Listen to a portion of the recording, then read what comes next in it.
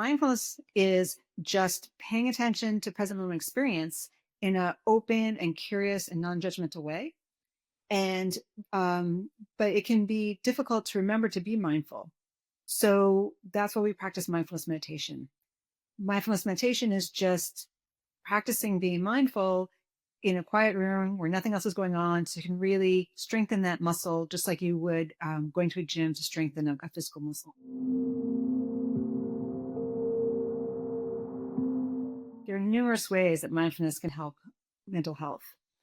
Um, One is that when we practice mindfulness, oftentimes strong emotions will come up and we learn to just pay attention to them with openness and curiosity, non-judgmental, non-reactive.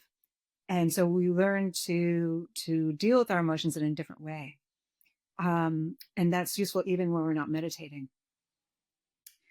Um, there's also uh, more and more studies demonstrating that mindfulness can help with decreasing anxiety and depression and improving things like sleep and pain management. And we know that many physical conditions are made worse by depression, anxiety, sleep, and pain. And so by better handling these psychological conditions, we're having downstream effects on physical conditions. But there's also more and more evidence suggesting that meditation can actually have biological benefits. So, for instance, meditation helps slow down the rate at which our chromosomes degrade with age.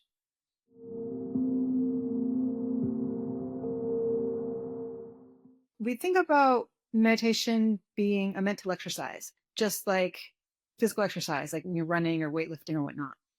And the general idea is that just as it's useful to do physical exercise for about 150 to 180 minutes per week, we'd recommend that for meditation as well.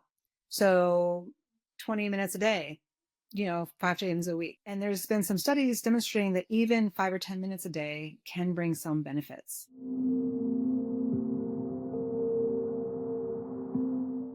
Mindfulness can be particularly useful in challenging times because often when we're under pressure, we respond, we react, and lots of times we later regret how we reacted.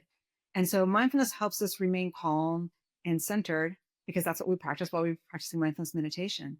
And so then rather than getting angry and reacting, we're able to stay calm and think through and reason through the situation in this more open way. It's important to remember that although we can't change the situations in our life, life is always going to be stressful. We can change how we respond to it. So it's not like our life is going to get easier, but how we're able to navigate our life will get easier.